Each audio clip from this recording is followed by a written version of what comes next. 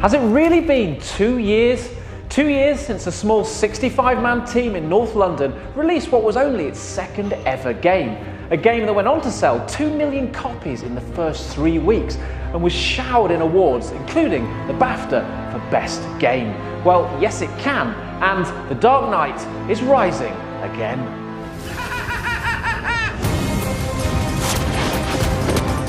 Let's take a minute to remind ourselves of the brilliance of Batman Arkham Asylum, shall we?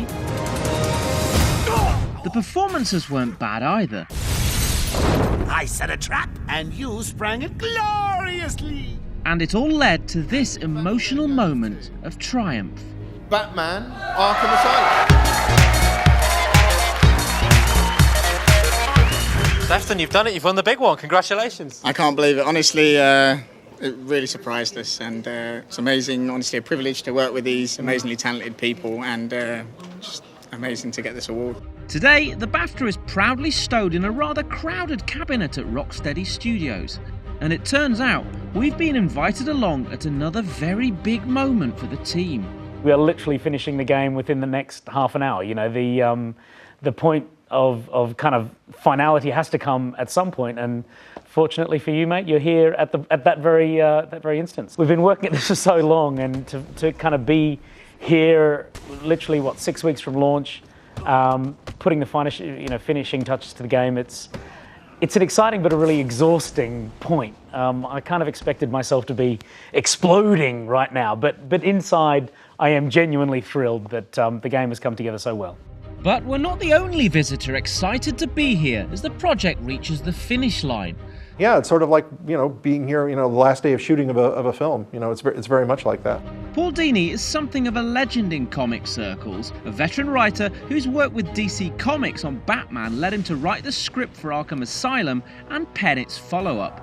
It's great that it's finally all, being locked down today, but I also sense a great feeling of relief, like, oh, well, we got that, through another one and everything. So it's certainly very exciting, though. Superficially, Arkham City is about a rundown area of Gotham turned into a huge prison for supervillains, one in which Batman enters initially to save Catwoman. Bring out the defendant. You certainly know how to keep a girl hanging, Harv. For Dini, it's an opportunity to explore the dark psychology of these iconic characters. The psychology of the criminals sort of mirrors Gotham City, especially Arkham City, which was, once great and grand and had aspirations and now is dark and decaying.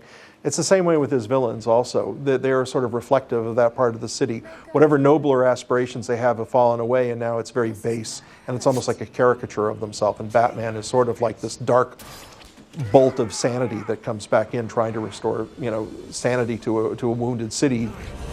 And I thought it was cats who have 9 lives.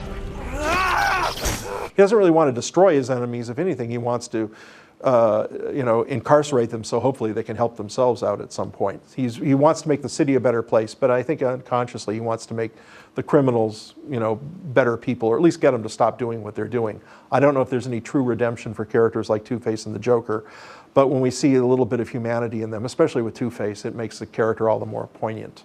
And I think that's what Batman is attracted to, is like maybe that little spark of humanity can be fanned back into flame again. Catwoman joins Batman as a playable character in the main campaign, and her story, which takes up roughly 10% of the experience, is carefully intertwined with his. Catwoman is a fascinating character in that she parallels Batman on the other side of that narrow line. Batman is almost, an outlaw. Actually, he is an outlaw, and there are times Catwoman is a hero, but they always seem to be a little askew from each other. They're never exactly going to mesh, but I think that's what gives the characters their energy with each other, and there will always be sparks whenever they get together. You expecting a kiss? It was Joker. You're not safe here. No one is. Dini is the writing expert, but for his words to be translated into a compelling game experience, he needs to be bestest working buddies with Rocksteady. We start the process with a big kind of roundtable discussion about, you know, what would be really cool, what are the foundations of the storyline are going to be, how we're going to fit gameplay elements around there. We kind of had story beats and then work out an hour of gameplay between each of them, etc. As a writer, I work pretty much by myself, but I'm on the phone constantly with other members of the crew, talking over ideas and going over dialogue. And you know, Paul Crocker and I work very closely. Like, he will send me through email notes on scripts, and I'll send him back dialogue, and then he'll take a pass at things, and we'll just work back and forth. It's a very organic way of working, I found. With the full Batman universe to draw upon, Arkham City pulls together a lively cast of classic characters, from Mr. Freeze...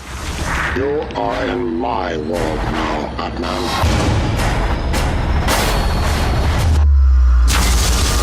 to the latest reimagining of the Penguin, this time as a crafty Cockney voiced by Nathan Drake himself, Mr. Nolan North.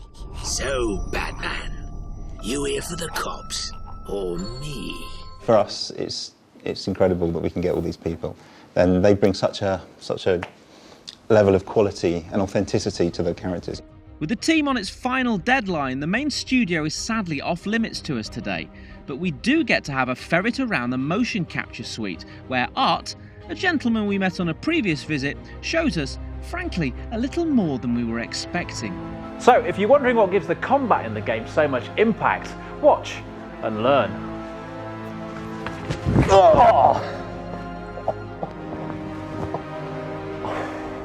Art is responsible for many of the fighting moves you will see in the game, and while he could kick most people's heads in when he's doing this, he also does a considerably less threatening turn as Harley Quinn.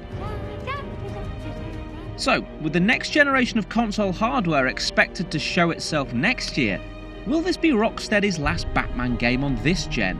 I honestly, can't say what is coming around the corner.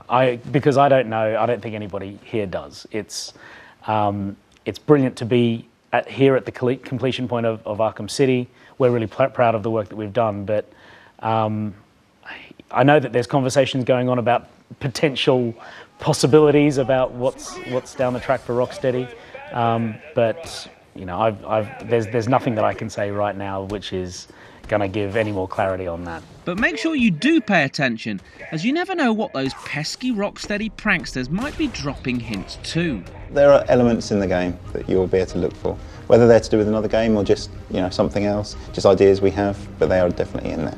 It's definitely worth exploring every nook and cranny of Arkham City. Batman Arkham City swoops onto PS3, 360 and PC on October the 21st. I've got a little surprise for you down there.